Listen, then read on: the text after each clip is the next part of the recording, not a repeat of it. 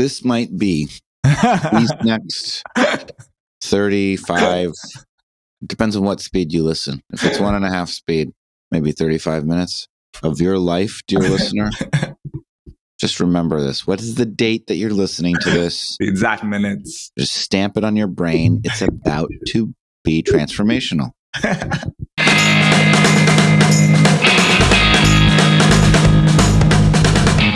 Welcome to Topline, the podcast for the best founders, operators, and investors in B2B tech. Every week, AJ Bruno, Asad Zaman, and me, Sam Jacobs, will break down what's important for you to know to be the most well-informed professionals in the market.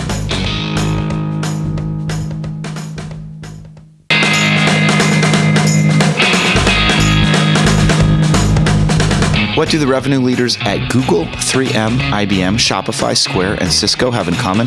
Their teams all use SalesLoft to hit their number. SalesLoft is the only platform that's designed for the way revenue teams work every day, so sellers can prioritize and take the right actions to get more deals done. From prospecting and deal management to coaching and forecasting. No more guesswork, no more wasted time on non-selling activities. Follow SalesLoft on LinkedIn to learn more. Hello. Hi, everybody. Welcome to another great episode of Topline. It is episode 57. I'm joined by my co-hosts, AJ Bruno, CEO of QuotaPath, and Asad Zaman, CEO of Sales Talent Agency. Good afternoon, everybody. Good afternoon. I like that you preempt the greatness of the episode. It makes me feel good. It's going to be, this might be these next 35, depends on what speed you listen. If it's 1.5 speed, maybe 35 minutes of your life, dear listener. Just remember this. What is the date that you're listening to this? The exact minutes. Just stamp it on your brain. It's about to be transformational. The challenge, I think, is if you listen to this at 1.2 or 1.5x, we are inherently fast speakers. So I can't imagine anyone out there listening to us at 1.5. I sound good at all speeds. I only listen at 1.5. So Really? I've listened to every episode at 1.5. Oh. Yeah. Well, It's not hard at all. Two, but even two, you can listen at twice the rate that you can speak. So Yeah. even listening at 2 times, it's a little tinny, it's a little chipmunky, but it's possible. It's doable. We can do it. But we just got to care about productivity. I've also How noticed much do you want to get done? the more we do this, we speak less. With the pace of our conversations has slowed down to like a good pace. I think in the start we were really fast talkers, and now it's like we take a second to get the point across. I love how we've started this podcast with saying how great we are. Just fantastic people. It's going to be a great episode. We are so great. I'm Here we quite are. great today. Well, Asad, Okay. you have a long preamble based on this docket. It's Asad talking, longest docket I've ever monologuing for 30 minutes, and then we'll get to the questions. I'm going to do this quick, guys. You let's overestimate. You go. overestimate. Okay. So we're going to talk about a couple of things. We're going to talk about product market fit. We're going to talk about the employee and engagement, but we don't start with product market fit. So over the last year, through a lot of the research we've done, the conversations we've had amongst us and with others, it's quite clear that the root cause of a lot of the issues that we have in our ecosystem can be boiled down to 2 things. One is the talent deficiency. Sam, you said it well in the last episode, in the last episode, where you said that there's just not enough people for the number of companies there are today and the number of companies that are going to be here a quarter from now, a quarter after that, etc. Then the next one is the lack of true product market fit, or the understanding of what product market fit really is. How do you get it? And that makes building business is really difficult. We're going to be talking about product market fit to start. There are a couple of issues. The issues are there's not really a standard out there that everybody aligns around in terms of what does this mean. People think it's a bit binary in terms of you get it and then you have it and you hold on to it. All too often, it feels like we get it based on luck, based on grit, based on market timing versus a scientific, intentional approach to get it. And most people think getting it is a combination of $1 million in ARR and some decent retention. And they don't think of product market fit in terms of levels of of product market fit. And so the first round, Storied Venture Firm has put together a framework for product market fit that they've released, which I think after everything I've looked at is the best in the market. And I think what's helped them make this really good is they've niched down. They've said, this is not for everyone. This is for a B2B tech company that focuses on sales-led growth. And there are a couple of takeaways. The fact that this type of resource is new to our ecosystem, I think, speaks to how early in this whole evolution we really are, in this cycle we really are. They've given a clear definition, which is extreme product market fit is a state of widespread demand for a product that satisfies a critical need and crucially can be delivered repeatably and efficiently to each customer. They've defined 3 building blocks. There are 4 levels: nascent, developing, strong, and extreme product market fit. Most people just really think about the nascent one if you think about it. There are 3 dimensions: customer satisfaction, demand, and efficiency. And there are a couple of levers you can pull to get from one stage to the other. You can change your persona, you can change the problem you're solving, you can change your promise or the product you are making that will help you find and service more customers. A quick example before we jump into the questions is Looker. And so they've explained Looker's journey with product market fit. I'm going to quickly highlight it. When Looker was at the nascent stage, they were at the seed round. They had 375,000 in ARR, 15 customers, and 9 team members. When they were at the developing stage, it was Series A, 1 million in revenue, grew from 20 to 40 customers with 1,600 hours spent in Looker by customers, and a $54,000 CAC with a 19-month payback, 82 employees. Strong, Series B, 5 million in ARR, grew to 257 customers. 97 of them were looking at Looker every single day. CAC decreased to 45.3 thousand with payback at 18.5, gross margin 62.5% to 72.6. And then Extreme was 27 million in ARR. They went from 450 to 800 customers in a year. Their ACV went up to 57,500. They had 141% net revenue retention and 77.6% gross margin. So, Sam, as you looked at this framework and we just went through all of this information right now, let's just start by general thoughts. What are your general thoughts on what did it make you think of and feel when you reviewed this or when you heard me talk about it? For me, the essence of product market fit, I appreciate everything that they wrote, and it is scientific and super helpful.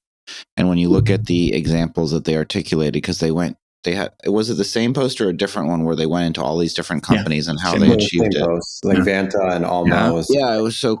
And for me, the thing that emerges is obsession with the customer and building everything around the customer. And that's when I see companies that I believe are on the path to product market fit, there's a unifying theme, which is their ability to stay close to the market and have ongoing and active conversations with customers that are combined with data to develop a unique perspective on the needs of their customer.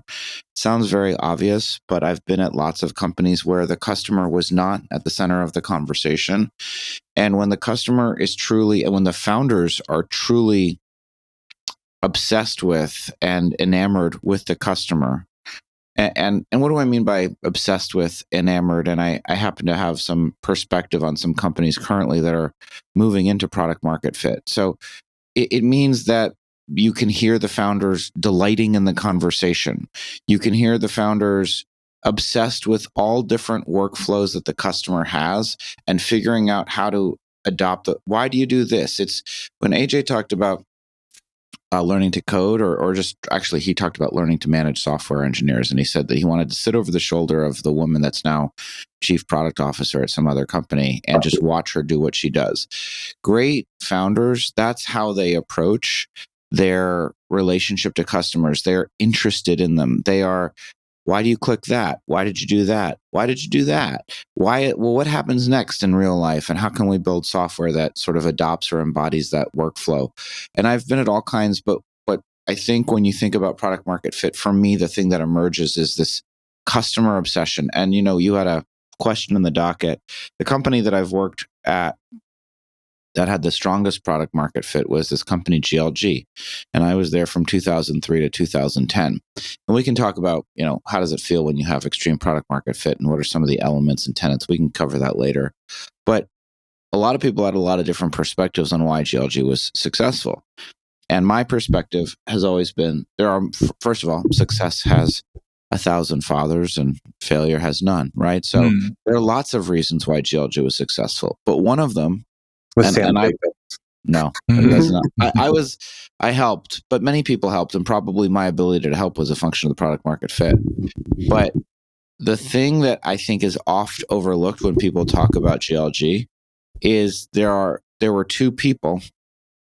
GLG sold expert network services to initially hedge funds, and then larger mutual funds. Now they sell to everybody, but initially it was primarily hedge funds in the golden age of hedge funds.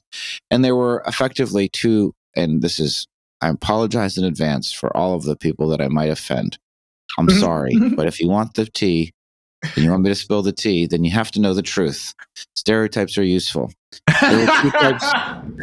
There are two types of there were two big chunks of hedge funds in New York, and really all over, at least in North America, right? So what were they?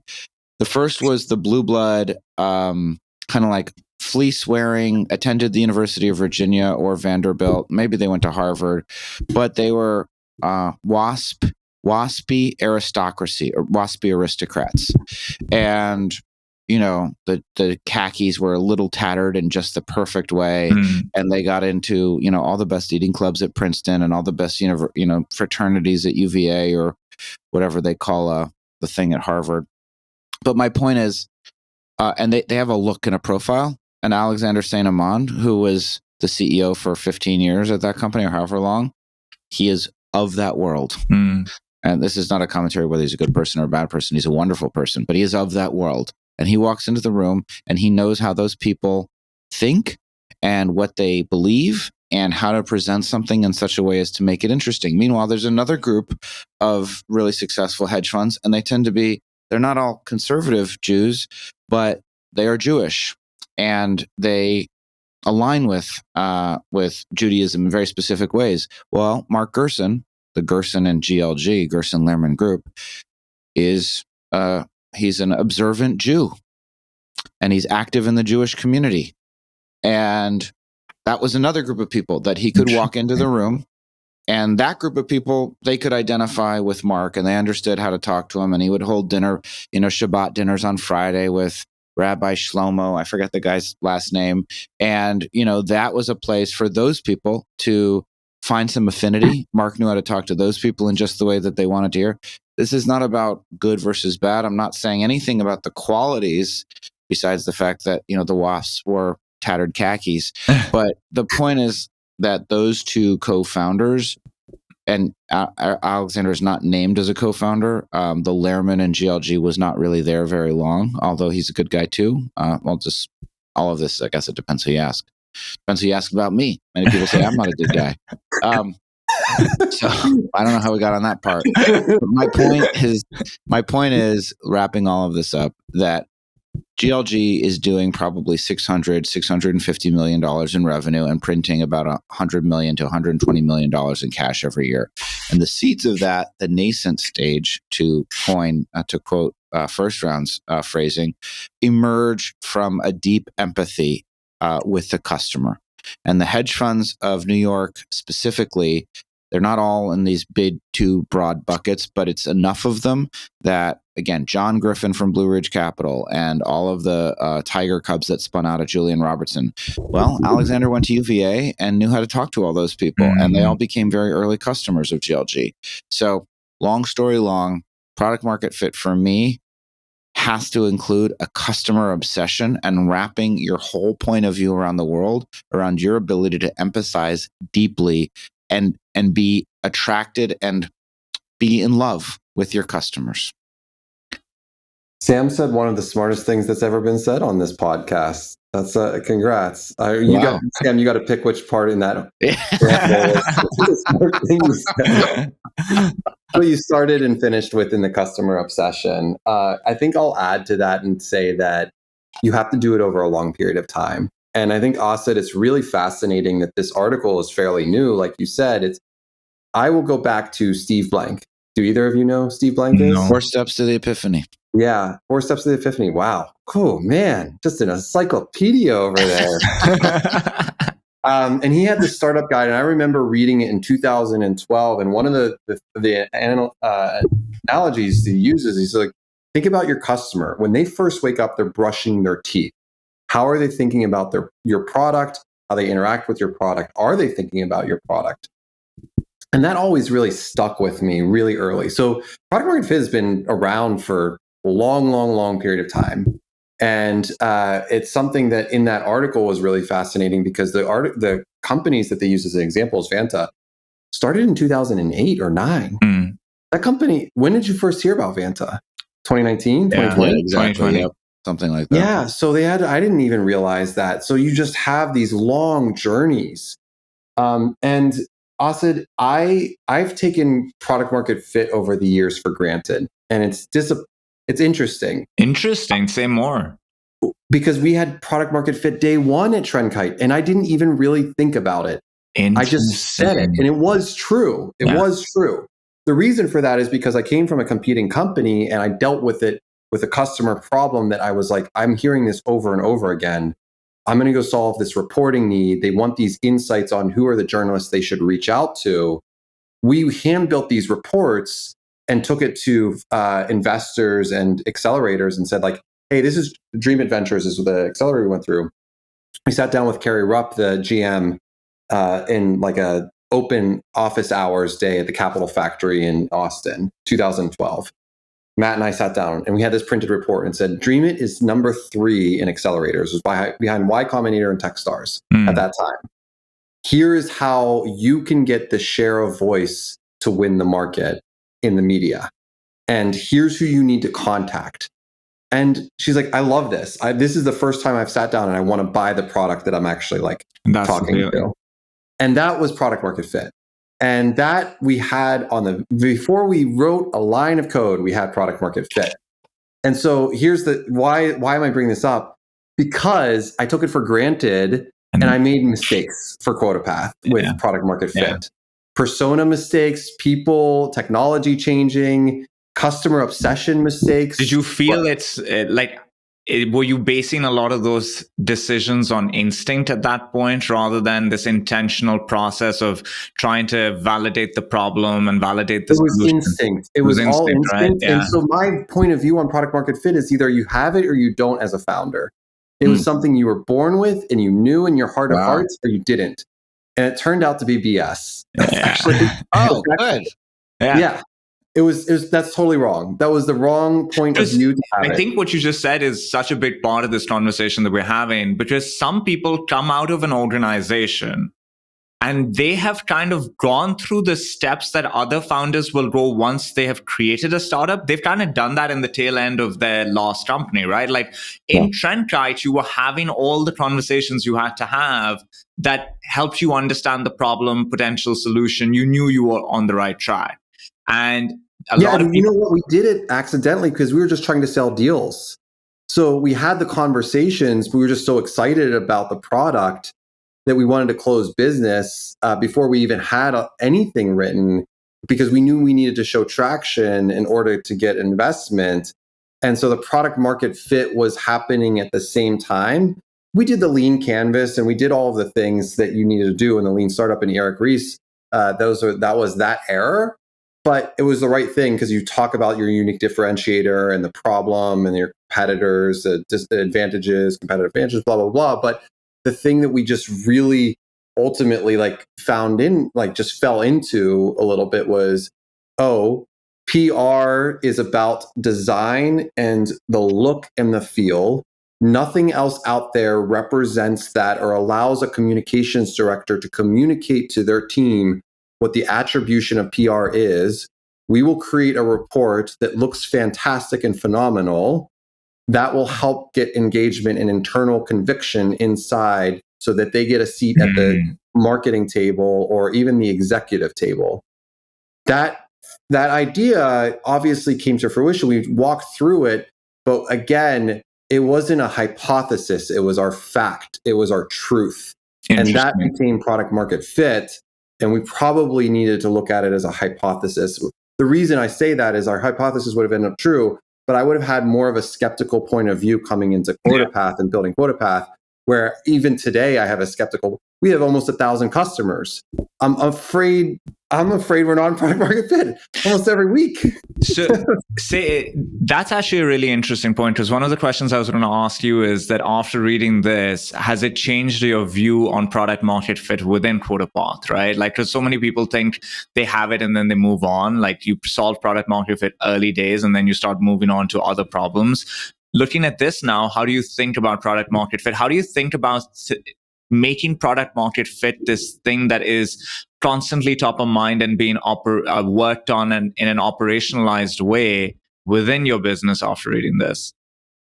One of my investors a while ago, this was at QuotaPath, said, your business should scare you a little bit. And I didn't really know what he meant by that. I was like, there's lots of, I actually take the other point of view of, is like, your business shouldn't scare you. You should feel like there's a level of stability and you have a level of trust with your team. That's not. But I actually think you meant was that your customers should scare you a little bit, and you should be okay asking the really tough questions with some of your customers. And that's something that I think I try to be more involved in and understand. And like, I hold myself accountable to 4 customer meetings a week. And sometimes that, like, I have 8 and sometimes I have 2. So it's not going to be every week, but I think that's all in line with trying to find the truth around the hypothesis of product market fit for QuotaPath.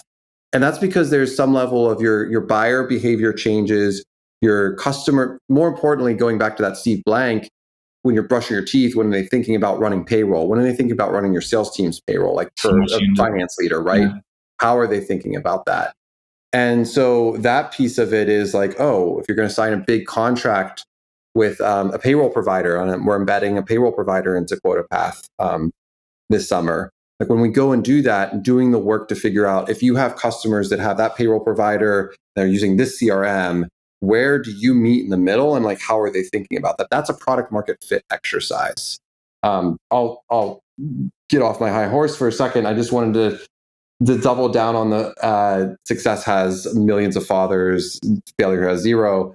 The revisionist history that happens when you have a product market fit, extreme product market fit company is hilarious. Everybody was responsible for it.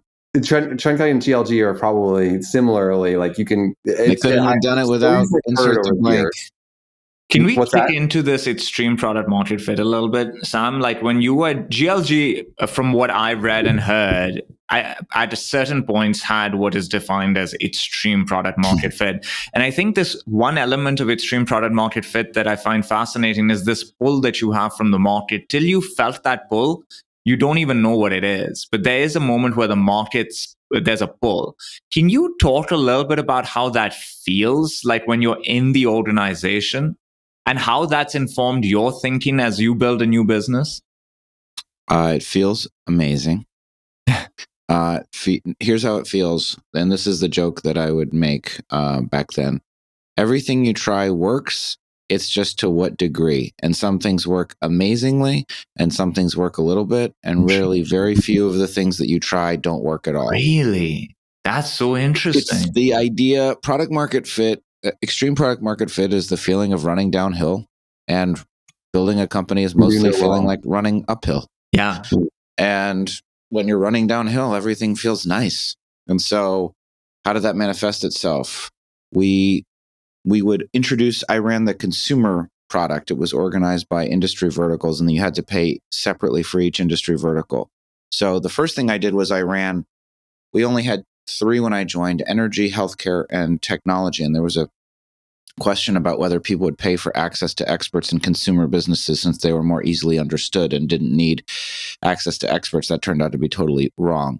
So we tried this new group that didn't even have a name, and that people started buying it immediately. We called it Special Initiatives. Then we created the consumer group, and people started buying it. Then we started adding new layers. And what was the difference between the layers? Really, some difference, but the biggest difference for the basic subscription, which was $120,000 a year, and the extended or premium subscription, which were equivalently $240,000 and $500,000 a year, was where you sat on the wait list for the dinners that we would host or the lunches that we would host with industry experts that we would bring into New York.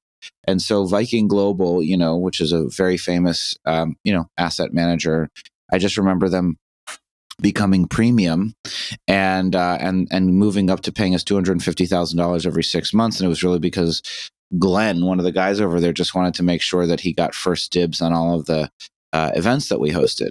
And just so the way it felt, and like we had no perspective on it. GLG was doing like 28 million in revenue when I got there, and I thought it was small. And then we did 52 the next year. Went from 28 to 52 to like 98 to 160. This is over like 5 years. Yeah. And you just didn't even understand. Like, if that was most of your professional experience, as it was for me, I immediately went from that company to a company right afterwards, started by GLG alumni, that did not have product market fit. And that it was the exact opposite feeling of, instead of running downhill with a nice cool breeze, it's running through quicksand up a hill. And realizing and trying to do so many different things, and most of them not working, or most of them, and thinking that some great new idea was right around the corner when it turned out not to be so. The last thing I'll say is it all of that can be true at the same time that all of these other factors are really important. How you structure and design your business, including the pricing model, the product market fit concept contains pricing, and it contains the economics of your business. It's not just, did you build something that people want?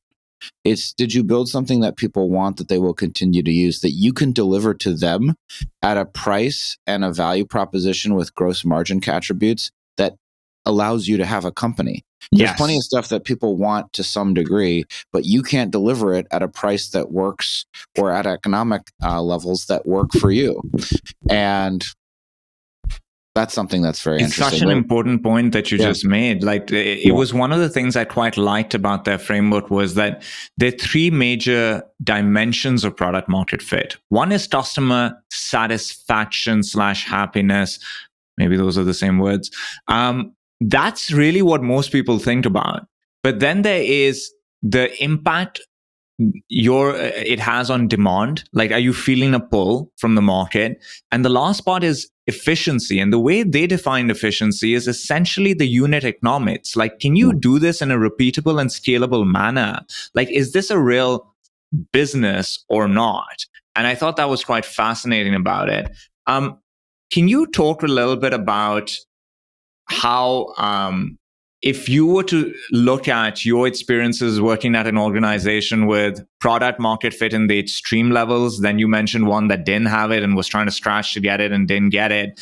You as a founder now, how has that informed your thinking? Because I was listening to Jack Altman, and he said something really fascinating. He said when they were building Lattice initially, they were building an OKR product, and it was like pulling teeth when they were trying to get some initial traction from it. But he's like, I had no idea, nothing to compare it to. So I thought maybe this is it. And he's like, after a while, we pivoted to this other thing. And the way that our demand dynamics completely changed, he's like, then I realized how off product market fit we were before. So I think that's something first-time founders really struggle with. Is this good? It's supposed to be hard. It feels hard. Maybe this is fine. How has your experience, having felt both those things, informed your building of a business? Well, you said something at the beginning, Asad, about phases, and most people think it's set it and forget it.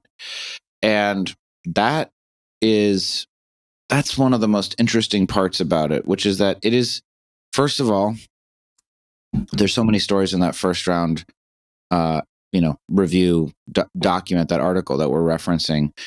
AJ just mentioned, right? Vanta started in 2008. So the first thing is, it's not supposed to be, there's no supposed to. You can discover and build towards it. It is not something, AJ said, I thought it was just something you either had or you didn't have. And that's not true. And it might take a very long time. And I know a couple entrepreneurs that I'm pretty close to that have spent years searching for the thing that people want, that will pay for, that they can deliver at a price that makes them and their company money. And I know one such entrepreneur who they are in the early, they actually have discovered it, and they see many hard years ahead. And I'm actually very confident that they've already made it in most ways, because that is the hard part. But the first thing is, like, it might take a very, very long time to find it in the first place. And then the second thing is, you might have it and then lose it. Yes. And then the question is, can it be regained? And my answer to that is yes, it can be. In the same way that you found it the first time, you can find it again. And the thing for me, so Pavilion at the beginning had, whatever you want to call it, nascent, some high degree of product market fit. Then over 2022 and really last year, let's say like the second half of 2022, which coincides with the tech recession. But by the way, it's product market fit that counts, right? Like, hey, the market collapses. Yes, the word market's in the PMF. But Sam, you're also skipping over the time your product market fit went to zero, literally zero overnight during COVID, and you had to pivot, right? And then went to extreme. It went zero. We pivoted very, very quickly into basically digital events, and then it absolutely took off like a rocket ship. And then over the second half of 2022, really from the coincident decisions to the coincident decision of getting rid of chapters with the tech recession took us out of product market fit for all of through GTM 2023 in Nashville, which I would characterize as the fundamental turning point of the 100%. Organization. And now we're back in product market fit. And by the way, does that mean that we're growing like a weed? It actually doesn't mean that, because it's a unit economic consideration. I'm not investing in a tremendous amount of growth.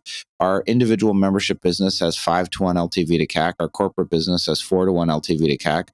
We're just not spending a ton on investing in that growth because we want to invest in continuing to improve retention.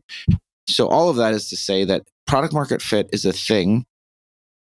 The most important thing I would say is, when you have it, take care of it, make love to it, make sure that you bring it flowers, respect it. It's the same thing that Tim Robbins as Nuke LaLoosh said in Bull Durham it was actually Crash Davis as Kevin Costner. He said, you got to respect the winning streak because you don't know when it's going to come back again. Oh, yeah. And when you've got product market fit, you got to respect it. Because it feels easy when you have it, but it can disappear in a very short amount of time. And it takes a lot of work, a lot of painful work to get back to it. It's that market point is so important, right? Like, so many people lost product market fit when the interest rate became 5% and the buying behavior changed because of the cost of capital, and they lost it. Like, because the market changed. And so it becomes... And that's not a moral judgment. I think that's just really important for people to... Sometimes people think, like starting a company and being a founder is like, it's a virtue test. Are you a good person? Or are you a bad person? And it's not about that. It's about how you fundamentally, the last thing I'll say is it's about your ability to listen, because to the point of the market, it's not about you. Product market fit is not an egocentric concept. It is fundamentally the opposite of that. It's a communal concept. It is, I'm putting my ego aside so that I can listen to others and respond to others. And I find that really fascinating.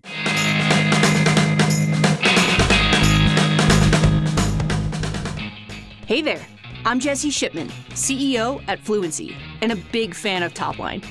If you're a CRO or sales executive, listen up, because this is something you won't want to miss. Mark your calendars for June 6th and head over to Boston for the Pavilion CRO Summit. You'll get to hear from top-notch practitioners like Mark Roberge from Stage 2 Capital, Hayes Davis at Gradient Works, and Aaron Bates of Crossbeam. They're diving into the essential topics every GTM executive needs to dominate in 2024. Register now at joinpavilion.com/CRO Summit and use the code TOPLINE to receive 20% off your ticket. I love that. AJ, Something I've been wrestling with since I've been reading up on product market fit in preparation for this episode, especially after this one thing. I was thinking today's episode would be a bunch of different frameworks. It ended up being like, this is the gold standard. One of my challenges is, prior to this, the one I used to really align myself with was the winning by design framework, which basically had product market fit as a stage, early stage. And then you essentially get to like $1 million-ish in revenue with some other metrics. And then you move into what is called go-to-market fit. You're trying to figure out a go-to-market machine that's repeatable, predictable, and scalable. I always really liked that framework. Now I'm realizing, maybe that framework is just not the right one anymore, because it feels like product market fit is actually a thing that you should be thinking about all the way to 30-40 million in revenue and then beyond. Like, it's something that you don't just forget. Like, it's not done and over and I'm solving other problems. It's like all of those things are connected to product market fit. You trying to develop a repeatable, predictable, scalable go-to-market motion that makes sense is part of product market fit. If you can't solve that problem, you don't have product market fit. You don't have a business then. You just have something that people are willing to buy, but you can't sell it to them in a way that you have a real business. How can you say your product market fit, right? So is this the gold standard now? If you are talking to an early stage founder and they're asking you about product market fit, is this what you push them towards? How do you compare these two things?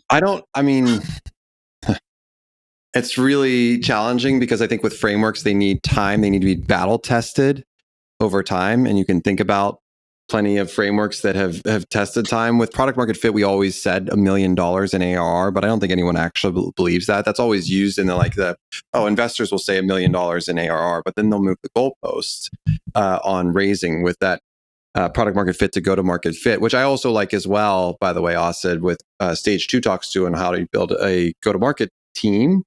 That's certainly changed.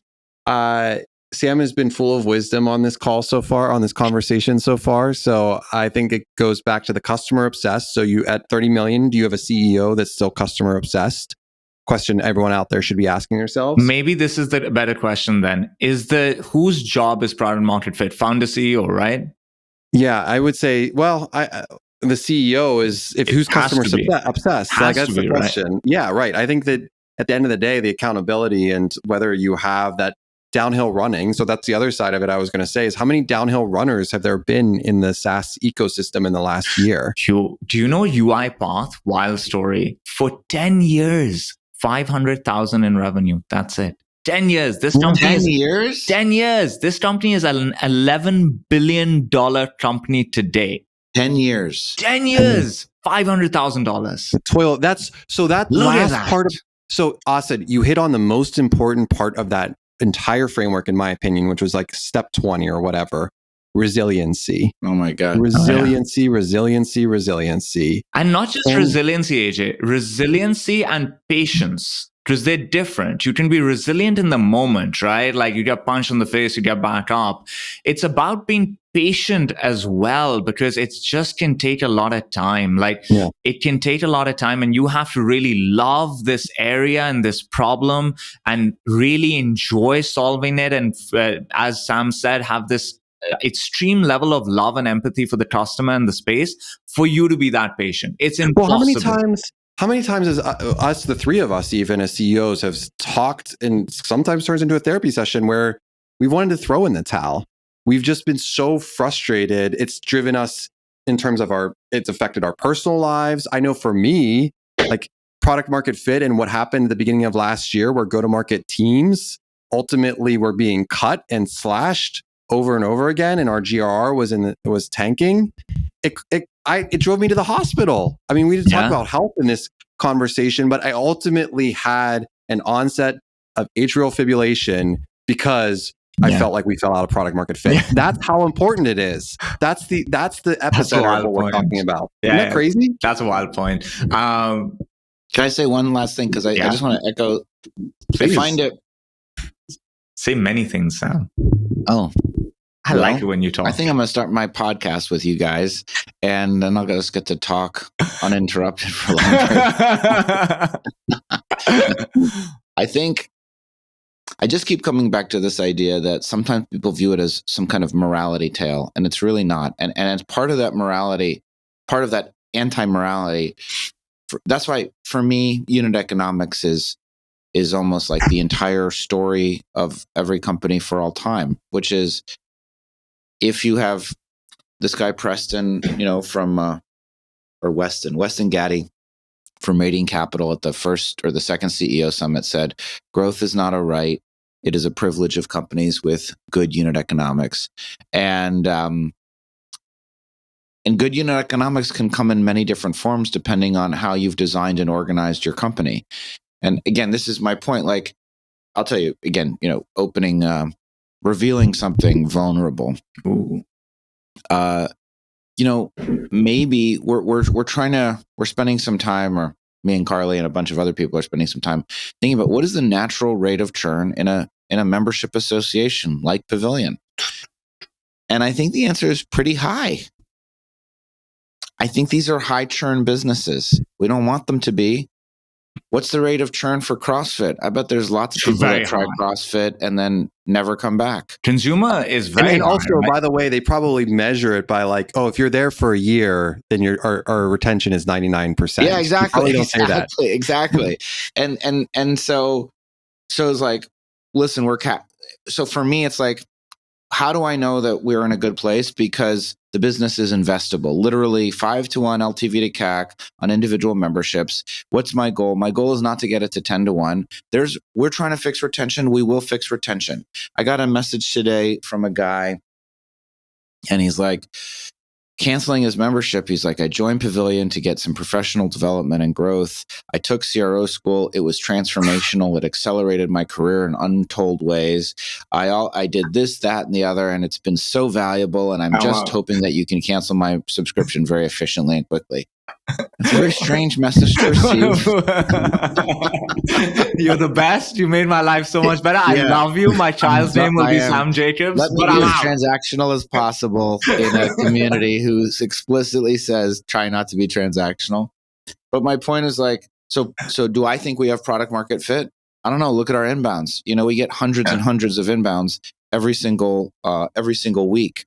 We're signing up 30, 40, 50, 60 people into the community every single week. So my point is that any one metric picked in isolation might not tell the full story. The story is told by, is your business able to put $1 in at the top of the machine and get that dollar back in some meaningful way? And that for me is why I'm excited and believe that we do have product market fit. We're just not exploiting it because we're not investing heavily in growth right now. I think that's also a really good point. I think I like distilling things down to the most essential truth. And I used to think that the CEO's job is essentially the effective allocation of resources.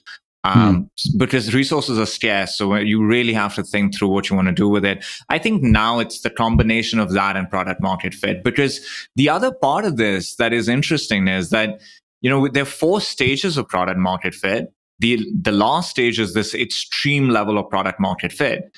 But your job doesn't stop there, because that's when they say is now the time to think about TAM expansion. And Sam, we've spoken about TAM a lot recently. And it's interesting because you talk to people and there seems to be a lot of fogginess around when is the moment to add a new product or go into a new vertical or do something of that sort. And so what they've said is that once you've reached extreme product market fit and are ready to attempt to do it all over again, you can effectively expand your TAM, which is how you compound revenue by remixing one and eventually all 3 components, your product, your market, or your buyer. This could look like creating new product use cases by adding new features and functionality, creating a net new product that you sell into the same market, taking the same product and expanding into a different market, or selling the same product in the same market to a different buyer. And I think it's helpful to see these gates. Like, let's solve this. And then once we see this is the moment to now start adding new things into that. AJ, when you hear this as a framework to think about TAM expansion and generally the evolution of the business, what do you think? How does this land with you? Well, I actually don't have a good answer for you on that, because TAM expansion is something that we're thinking about right now, and I'm like actually in the business. I'm actually curious, Asad, as you think about it, what do you think about that that piece on TAM expansion? I think it might be the weaker part of their framework, to be honest, because as I've been thinking about it, I realized that sometimes you have to make these adjustments because you are tapping out in the vertical you were in that first vertical you were in. You validated this is not the right spot to be in, and sometimes that validation comes early, sometimes that validation comes much later, right? Later. I think that's the biggest issue in this. You could be That's the 5 big million in issue. revenue, 75% retention. We have such a short horizon on our world, and we think about venture funded companies in 7-year sprints. 7 years is nothing, absolutely nothing. And so when we think about, our TAM is exploding, healthcare is going to be $200 trillion because of all the baby boomers or whatever, like, we're just saying these things as founders and not actually intentionally acting on them and thinking about that long term. Because why? We want to increase shareholder revenue. Sometimes what increases shareholder changes. revenue? Revenue today, pipeline today. How do I get leads today? That TAM expansion, I agree with you on the weaker part of it, because frankly, I'm not sure the companies that have figured it out have had lasting value over decades of time. Yeah. I think as Sam was saying earlier, interest rates change, a lot changes, right? Like if last year interest rates changed and you were servicing SMB tech, you were changing with the vertical and markets you were servicing because of survival and not because of TAM expansion and the super proactive, we've killed it here, let's go there. So, I think we've beaten this one over the head. So let's By the way, I just have something quick to add, because I threw in there and I think it's the first time I've mentioned it on the podcast. I'm doing very well today, health-wise. It's the only reason I could talk about my health last year. So this is the leanest. I think you made a really important point, AJ, because let's tie all of this together. Let's do it. It's going to take a really long time. It can be really brutal on your health. You especially if you feel intense short-term time pressure. And so, like, what is the answer to this? The answer to this is design your life as a founder and as a group of people. Listen, if you want to work 100 hours a week and not sleep, I understand, but it's going to be hard to do it for an extended period of time. And sure, maybe there's people that can flip companies really easily. I'm not one of those people. So what I'm doing, and I know you're doing it too, AJ, and Asad, I think you've done it from the beginning, is you're designing your life in a way that you can do it for as long as you need to. Could be forever. Yep. And like, that's important. And that's why that's why efficient capital allocation is so important, because if you run out of money, you don't get to do any of this stuff anymore. So how do you make sure that you never run out of money? Design your business in that way so that you can spend as long as you need, so that you can find your way to extreme product market fit, even if, as in the case of UiPath, it takes 10 years. Yeah, it's such a strong point, because so much of this is just based on the way that we're taught to build businesses by venture capitalists. And so much of that is tied to their incentive structure and all of these other elements. And it's like, it could take a long time. And if you keep thinking in these short-term sprints, like I've raised capital, I have to raise it again in 24 months, I think it informs your thinking in a way that can also be quite negative for product or solution strategy in the roadmap, right? Like you actually need to sometimes think 10 years out and reverse engineer from there. And I think if you're just thinking in short-term sprints, you might just miss that angle that somebody else comes and gets. But last thing, to your point, Asad, just to underscore this, again, capital availability. There's a lot of people that have a perspective on how this is all supposed to work in B2B. And that perspective has been informed from work experience that has exclusively transpired from 2008 to today, which means you've never been in a regular interest rate environment. And if your belief is that you're supposed to raise every 18 months and you're on this constant merry-go-round or carousel for accessing venture capital, and that valuations always go up and to the right, just remember that all of that experience is in an artificially low interest rate environment. And that's not the world that we're in today. I have not lived in North America in a normal interest rate environment. I came here in 2007. Recession hit immediately. I was from there, like from student till professional till basically last year. I was in this weird market that was, as you said, an artificial type of market. And now I'm going to learn, like I have to be humble about the fact that you can actually read up all you want. Experiencing it is its own sort of education. Experiencing a downturn, I read up on recession so much. Like, as you know, I don't have anything to do on the weekend, so I read up on these things. Nothing prepares you for it. Like, you can read as much as you want. When it hits you and you go through it, you come away with so much more. So this ties really well into your next topic that you have, the Scott Galloway talk, if we have time. Do we have time? I think we have a little bit of time to hit it on the head. Okay, let's do it. One of the themes has been talent. And we've been talking about the fact that there are just not enough elite professionals out there compared to the number of companies looking to hire them. We've also last year discussed a lot about engagement and how engagement rates are really low and it's materializing in weird ways, like barely there Mondays. We discussed how this newer generation is coming across as entitled, how that's really frustrating for leaders in businesses, executives, owners, professionals. And it's also, it is fair to say that we can probably, at the early and growth stage, build businesses that have people that are not of that sort just by being good at hiring and picking. But the macro data is clear. This is a disengaged group of people. They seem disillusioned. And that affects us because they'll land up somewhere else. And in the market, they exist and we operate in the market. And so then the question becomes, well, why are they feeling this way? And this is where I think Scott Galloway's TED Talk was really powerful. Again, people should go and watch it. But there are a few data points that he shared that I think are interesting. So the first is purchasing power has decreased across generations. Grandparents' pre-tax income was $74,000 with a house price to income ratio of 3x. For kids, now the pre-tax income is $56,000 and the house price to income ratio is 7x, more than double.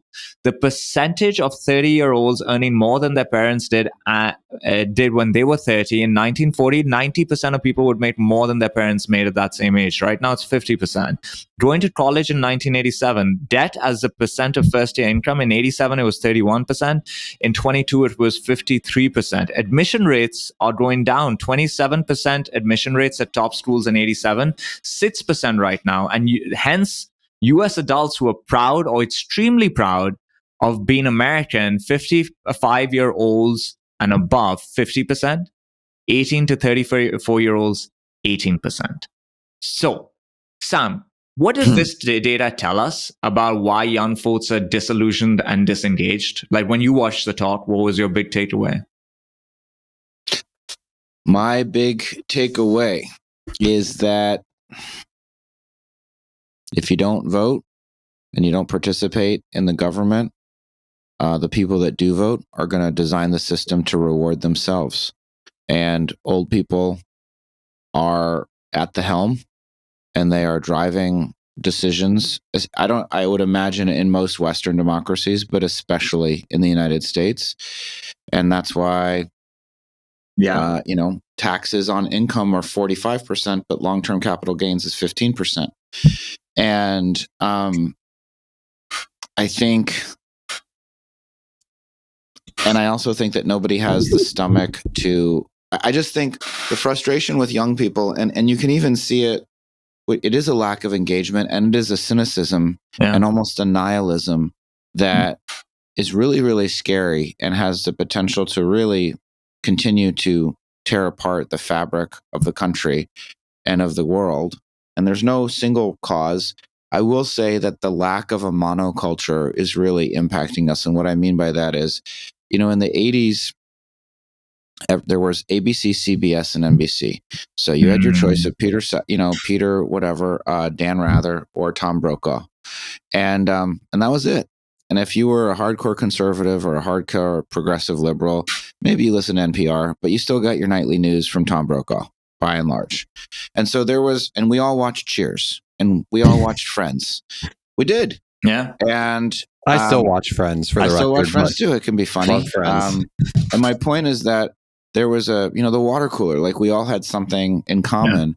And we thought that the internet would be this great thing that brought all of us together because we would all be exposed to all of these different perspectives. But we didn't really take into the consideration the business model of the internet is to incite extreme emotions to sell your attention to advertisers.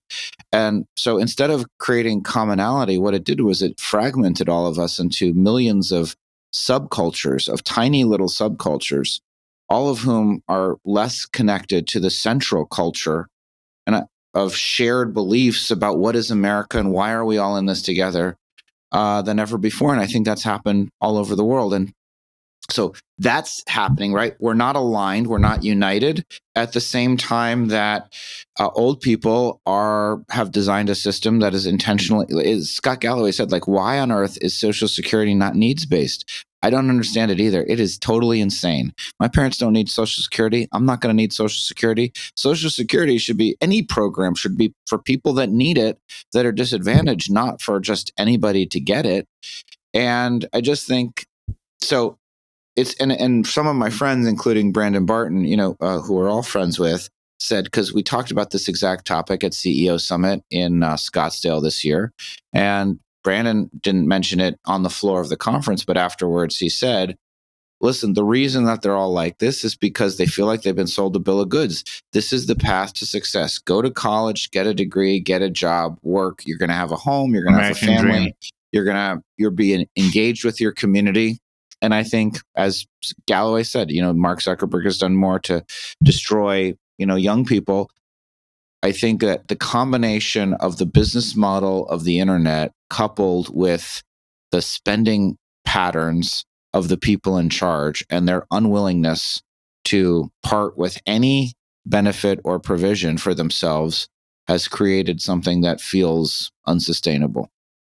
The Galloway showed the average age in Congress and Senate and how that's gone up. So that really ties to your point that you don't have this group being represented. And when I was in school during public policy, there was this one thing they taught us, which I found quite interesting. They said, you obviously want to bring up the poverty levels. Like, you don't want, you need to bring up the quality of life of the lowest earning group in a society. But there's another element that people don't realize, which is the gap between that person and the richest person. There comes a point where if that gap becomes too much, it increases volatility in society. And we're noticing that now. We're noticing that volatility in society. It sounds very socialist to say this initially, till you start seeing the protests and the tribalism that is playing out in society right now. And the tribalism point is fascinating to me because I think I can look at that as an opportunity from building a media company perspective, right? Like, back in the day, you had a couple of big media companies, everybody consumed content that way. And now, because of the internet, it has allowed for more niche content. It's allowed for us practitioners to be able to create content and distribute it ourselves with very low barriers to entry. And hence, people that listen to this have found their tribe, their niche and content that's very appropriate, the type of stuff they're looking for. The problem with that is that's the positive, but it drives tribalism. It drives confirmation bias and where you're looking for things. I think this shift to subscription in news is actually really bad. It closes off news for people. Like my partner, she doesn't have a subscription to the Washington Post. She can't read an article there. If she doesn't have it, it closes the amount of information you get, and you just end up in this echo chamber, which is really bad. AJ, what do you do about this as a person who hires a lot of people at that age group? Is there anything we can do? Well, I was at a board meeting, not my board meeting, a month or two ago, and one of the board members, I won't actually describe this at all, but he said the comment that he was talking to a friend and made the comments like, well, young people just don't want to work anymore. And that's the most frustrating comment when I hear that, because we as CEOs, we're hiring people, and we're hiring people that we know are like, they're from an education standpoint, because we work in tech, are probably on the higher end of that. And that's just not the truth. But the other part of it is, if you think about that point, at the essence of it, does anyone want to work? Like, shouldn't we just all be sitting by the beach and hanging out and, enjoying UBI, like Scott Galloway says? Like, Sam told that story about that person on a beach, and like how somebody found them on the beach, and there was this product that they bought, a juice or something. They're like, we should keep making this bigger and bigger and bigger. And the end goal was, after you build this big company and sell it off, what do you do with all that money? You go and sit on the beach and you sit in front of the water. The thing though is, AJ, these people are coming into these organizations, and part of our job as CEOs is to design the organization. And if product market fit is about having extreme empathy for the customer, then designing a good organization means you have to have extreme empathy for EQ. why they feel this way, right? Because people aren't crazy. They don't feel things just for the sake of feeling them. Like there seems to be This is where some we're real going to get into our drivers here. debate on ENPS, Asad, and really understanding if that's like a really good tool to understand your culture survey. Useless survey. We just ran it for our team, and it tells a lot about it. And I think the big piece to this is I made the great point. How you used to get your news and how you used to hear, and we have to think about our team and be empathetic to how our team is getting their news and how they're thinking about it. The political strife and that's going on around the world, like global. I mean, I have BBC News on, and all I am seeing all day long is Palestine and Israel all day long. That's just in the background. I'll tell you, and just to underscore that, because the internet, like it used to be 30, 40 years ago, you might hear about Palestine and Israel and this conflict, and you would read about it, and maybe the BBC, maybe the Washington Post, maybe the ABC News would send a reporter, and there'd be a live, but it would be edited footage, controlled and distributed through a major pipe and a major publication. And it wouldn't feel so instantly personal and visceral to anybody, but especially to young people. And now they can watch TikTok and they can feel like they are there. They are there staring at dead bodies. They are there in rubble. They are there. The intimacy of the experience is like 100 times what it used to be. And so it's like, that's the other part of like, I think mankind has been like brutalizing each other and everything else on this planet since history, since we were created. In fact, this is objectively, I'm pretty sure, the most peaceful period of human history, and it's been for a long while. And nobody feels like that. Everybody feels like things are worse than they've ever been. And mass shootings are down 30% in the US this year. Is that true? Yeah. Nobody knows that. Isn't that wild? And everybody thinks like things are terrible.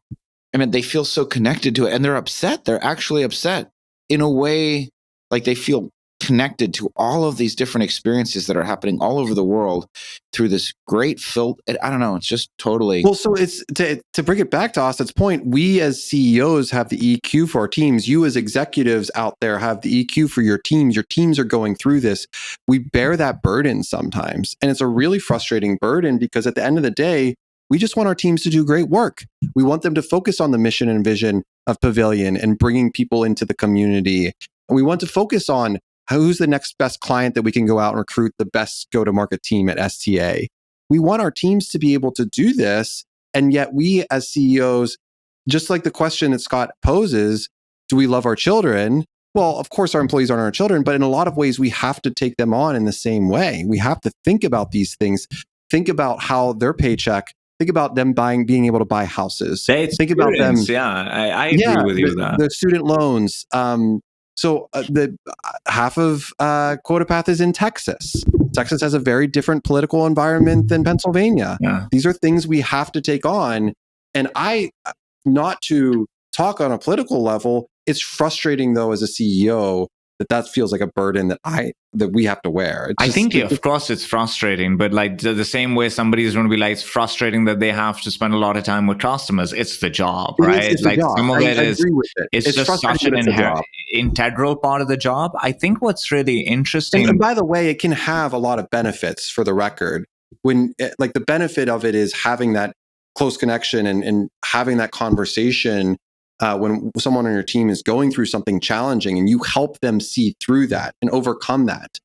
And that's a long-term opportunity and meet their goals, whatever that looks like. That is awesome. That is amazing on a human-to-human level. I think the biggest one is just realizing that if you don't get really good at hiring, and everybody says it, but no one really like obsesses about it, you have to be so good at hiring to have a shot at having a company full of people that are reasonable, logical, know how to manage their nervous system, know how to manage the flow of information that comes to them. Sam, you were saying, the information is hitting you from every angle all the time right now, which is a new thing. Think about it as a CEO. Sometimes you take a vacation, you step away for like 2 weeks, and you come back, you have all these fresh thoughts because you stepped away. You get to process when you're away sometimes from the thing in the moment, and no one gets to do that with these world events right now. And so their nervous systems are just shot. I think what might be helpful is if companies actually gave people access to different publications to consume more content, then they're going to be willing to pay for and consume themselves. That might be way more powerful than a gym budget. But yeah. The last thing I'll say about this is like what we desperately need, which is hard, right? But we need a culture. We need a shared set of beliefs. And when the culture, which began probably with Watergate, like what was, the period post World War II, when there was all this idealism and optimism, and then things became more and more and more cynical. The problem of cynicism and nihil is that it doesn't lead anywhere. There's nowhere to go. When the kids on Columbia are shouting protests against both Trump and Biden, and it's the same person, well, what do you do with that? So what is the solution that you want? You don't know, right? You just want it all to be torn down so we can start from the beginning. And that's really, really scary. And like, we need civics, we need to believe in things, and it needs to be okay to believe in things. Yeah. Wait till they go and see a place that doesn't have their stuff together the way they, and then you're like, oh, okay. Like, this is I think, an advantage coming from Pakistan. When you see it that bad, you're like, as rough as this is really, really good. All right. Shout outs, wins of the week. Who's going first? I'll start us off. I'll kick us off. Do it. I'm going to shout out the company, Zach, and the founder, CEO I'm going to meet next week is Robert. I got a couple notifications from friends when they had their fundraising announcement last week. I think it was their Series A. But they're bringing a technology that... What? No. What? You're not going to be like, Asad sent this to me as the first person who sent it to me. I was literally like 10 the first. people. I was the first. Okay. The shout is actually going to Asad right now. Asad was one of them. That's right. Thank you. The first. The technology itself, I think, is really needed in the market, which is something that Asad would probably agree with, and he says often as well, which allows CEOs to create a board deck experience and a flow. They have some best practices. Best way to describe it is a mix of Notion, DocSend, really well designed in marketing, and Google Slides, where you can comment. So really interesting software. The founder, third-time founder, he exited a company to Walmart. He started CrowdRise, which exited to GoFundMe. Wow. So very interesting. And if you're a founder, CEO, seed, Series A, and you're thinking about your first board meeting, board deck, go check it out. They should listen to the board meetings and then provide analytics on the meeting itself as well. Like how much time was spent on non-agenda items and things like that. Look at this guy. Product market fit for Zach coming from Asad right now. Is this like the dot? What's his name? The principals dude, the hedge fund guy, Ray Dalio. Yeah, the dot. Okay, Aldronet. So I want to shout out somebody that I've shouted out before, Todd Capone. He's doing good work. He talks about the history of sales. I find this topic very interesting. He had a post over the weekend that I thought was quite compelling. I say interesting a lot. Basically, he said one of the many symptoms we're surrounded, one of the problems in the ecosystem is we keep hearing statements from people saying it's the death of this, it's the death of that. So death of outbound, the death of inbound, the death of SEO, the death of this. And he's like, and we often buy into it, but here, check this out. In 1907, the death of the sales profession had arrived. Quotes like this could be found in many magazines. The advertising craze practically puts a salesperson out of business. In 1912, once again, another death was here.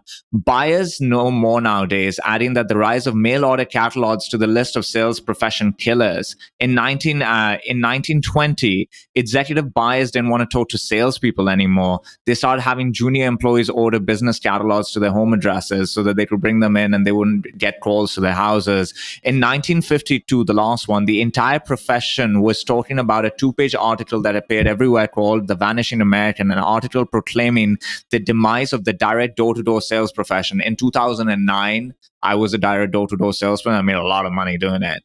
So none of those things ended up working out. And the reality is that these type of dogmatic statements are usually coming from people that don't really understand business and don't understand the things that they're talking about. Nothing is as binary as most make it out to be. And I appreciated somebody pointing that out.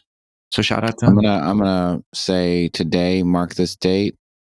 I'm calling the death of death. That's the one death I'm down for. I'm down for it. My shout out goes to Kwabena Asiadu, our head of finance based in Norway, and his lovely son Kendry. We had a great one-on-one. Kwabena has been a great partner to Pavilion for a long time. There's a couple months where he didn't work for us, and then he's been helping us on an interim basis all year. And it's just nice when we're slacking each other about the cash balance on the balance sheet and getting excited. He's been preparing cash flow models for us and really helping us improve our financial controls. And I think we're in a much better place because of his hard work. So look him up on LinkedIn, Kwabena. I love that. Look at that. Thank you for listening to episode 57 of Topline. Tell your friends, join our free Slack channel, join Pavilion, hire somebody through STA, and pay them through QuotaPath. Give me some money, guys. Let me hold something. Thanks, everybody. Bye.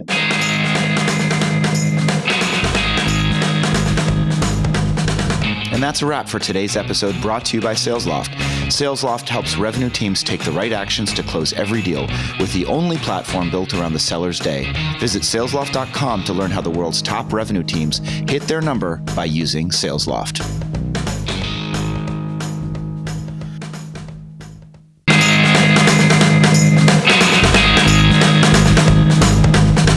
Thanks for listening to Topline.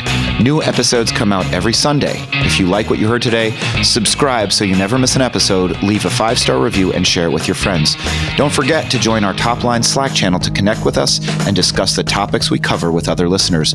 Click the link in the show notes. Lastly, if you're interested in joining Pavilion, you can learn more about membership at joinpavilion.com/membership. Thanks again for listening.